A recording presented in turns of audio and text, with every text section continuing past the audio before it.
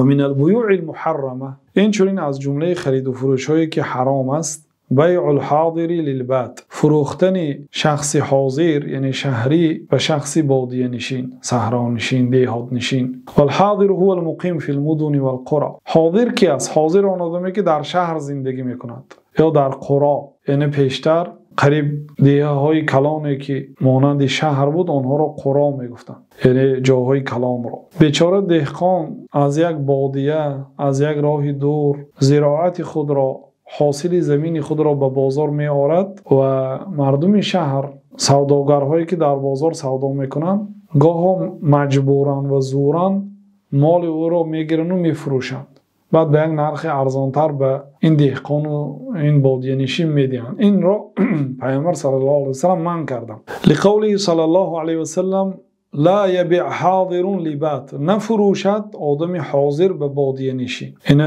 بعضی مردم ما با لهجه ازبکی آلیپ ساتر میگن، آدمایی که خریده میفروشد، دهقان نیست و در همون بازار زندگی میکنن.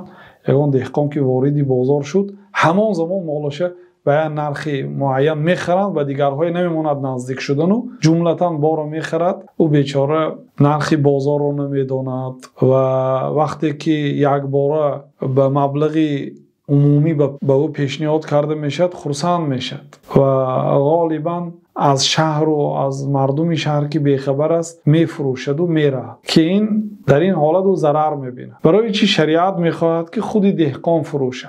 دهقان اولش این که باید وقتی که بازار در آمد از نرخ و نوای بازار با خبر میشد. دومش در دهقان اینه که رحم هست، میتواند به یگان نفر بی پول هم دهد، میتواند ارزانتر کند و عمومی مردم فروختن خود دهقان خوب است و این چنین برای خود دهقان هم خوب است از جهت آنکه به نرخ بالاتر میتواند فروشد.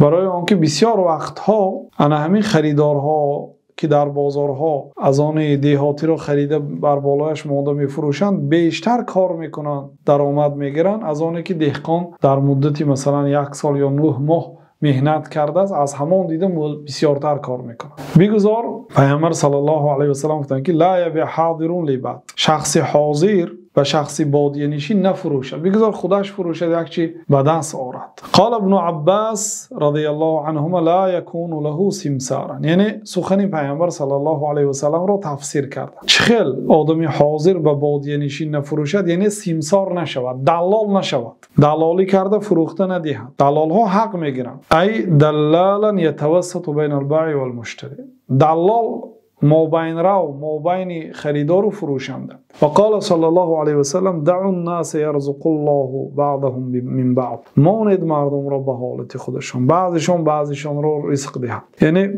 به نرخ نوای آنها تاثیر نگذارد، ماند مردم به همدیگر یاری خود را رسانند. یعنی اگر خود دهقان فروشد به نرخ خودش فروشد و مردم هم آمده مباشرتا از دهقان خرند، از یک مابین روی که به بالایش نرخ مانده میفروشد از وی نخرند. و کما انه لا يجوز للحاضر ان يتولى بيع سلعه الباد كذلك لا ينبغي له ان يشتري له، این چنین خیلی که فروخته دادن مالی بادیه نشین به شهری ممکن نیست، همین گونه خرید دادن هم ممکن نیست. مثلا یک دیهاتی به بازار آمده است، ماشین خریدنی است یا مال خریدنی است، یک شهری یک دلال میگوید که بیا من به تو خریده میدهم، گفته به نزد یک شناسش یا به نزد یک دیگر کسی که میداند یا با او پیشکی علاقه کرده بود که من مالت را به فلان نرخ اگر فروشم برای من فلان قدر میدهی، گفته خریدار رو میبیارد به نزد همان فروشنده. اصلا این کار رو نکند. والممنوع هو ان يذهب الحاضر الى البادي ويقول له انا ابيع لك و اشتري لك. ممنوعش کدام نوعش ممنوع است؟ ممنوع این است که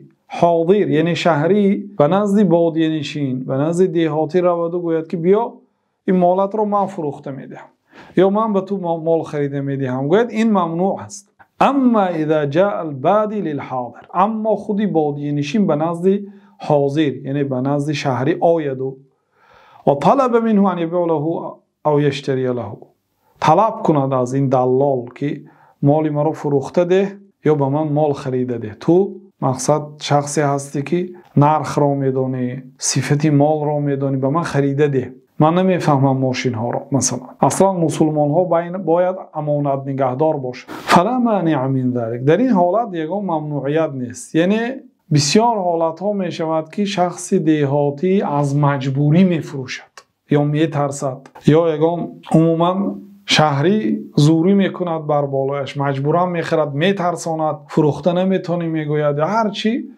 با هر راه ها حرکت میکند که مال دیهاتی را خرد و خودش فروشد یا اینکه خودش فروخته دهد و حق خود را از هر مال گیرد. این را پیامبر صلی الله علیه و سلم نهی کرد.